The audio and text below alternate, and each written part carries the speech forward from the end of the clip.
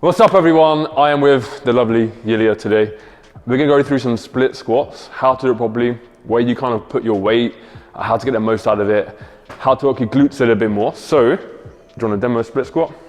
If you face silent from the camera, perfect. We're gonna do a nice split squat. So we're gonna take a stride and a half apart and go for 8 reps per side, perfect. As you can see, this back heel is raised off the floor, yeah, pointing up towards the sky. The front foot here is nicely positioned. So most of the weight goes on here, heel doesn't rise. If you now change sides, perfect. So this is like step 1 of a split squat, right? If we're in this position, obviously sometimes if we struggle, what we can do, right, is even hold on to something. So that back knee as well wants to kiss the floor and back up again. So you can drive this up a little bit more, that's it. Perfect. And this is a pretty good split squat, all right? You've been taught well done. So if we're struggling from that though, what we can do, all right, you're gonna hold it here. You can hold on to the rail here, all right, and make it a little bit easier for yourself. So we can bring a right leg forward, we can kind of work in that motion, holding on to here. Do you wanna try that? So this is a nice regression, right? And this, if you go opposite leg, this is also a pretty good way to start to learn how to do a bit more of a glute dominant split squat. So what you're gonna do actually is you're gonna hinge over at the top and you're gonna lean forward and put most of your weight on this front leg. That's it, perfect.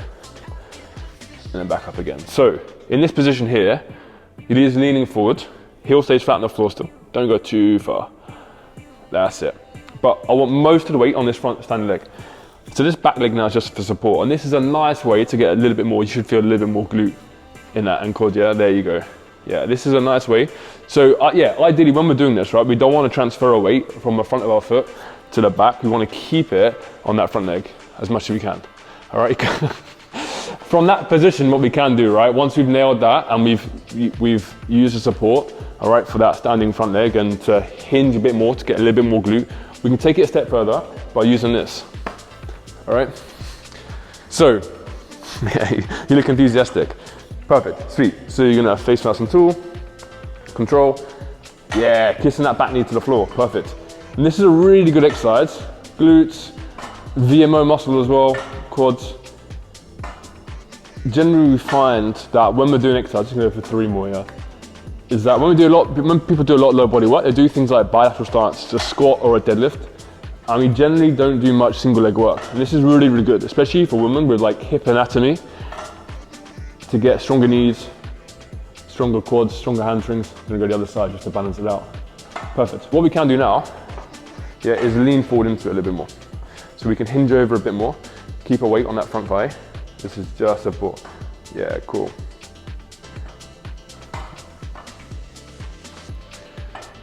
Perfect, good depth.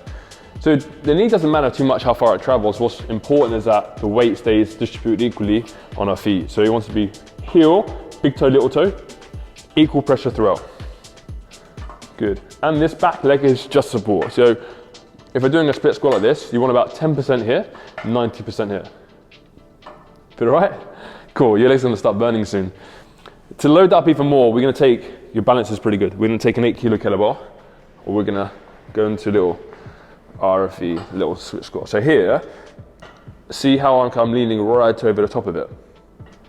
Yeah, and my back foot doesn't take any of the weight. Make sense? I'm gonna twist it slightly so the camera can see the angle. Okay. So again, like a nice stride apart. The width doesn't matter too much, how far you're away, as long as you can get that back knee down, control, keeping this front heel flat. Perfect. You can see now you're just kind of leaning forward into it. Again, a lot more quads, a lot more glute involved. How's that feel? Hard, yeah? Cool, wicked. And this back position here, when we're doing this roof elevated split squat, you kind of want this pad a little bit lower than the knee. Perfect, go for one more. Burnage, good. Woo! Other side, just do the other side, balance it out. You've got work after this. Cool, good control. Yeah, we can hold the kettlebell in various positions as well to make it a little bit more harder for us. If you keep your elbows tight a little bit, that's it. So you're almost like an A-frame with the kettlebell. Yeah, keeping that weight forward. And if we don't, so on these, don't don't fully lock out. So keep a slight bend in the knee. Yeah, so now if we're keeping a slight bend in the knee, all the way down and up, we've got a little bit more time and tension, and it makes it a little bit harder, doesn't it? Yeah, go one more. Cool, and relax. So as you can see, right, in any split squat we do, whether your back foot's on the floor or back foot's elevated, we want most of the weight on that front leg. The back leg, again, whether it's elevated or not, is about 10% of weight on there. Heels always raised, or if on here, our foot's locked in. But keep driving off that front leg as much as we can. To get a bit more of a burn, we can lean and hinge over a bit more to get a bit more glute on that standing leg. Likewise, we don't have to fully extend up. So in that split squat position as we come up to the top, if you don't lock out, we're keeping tension throughout, and it makes it a lot harder. And again, if that's too hard, we can use a pole or a bar to give us a bit more stability to learn the movement properly before loading into this. Hope that helps.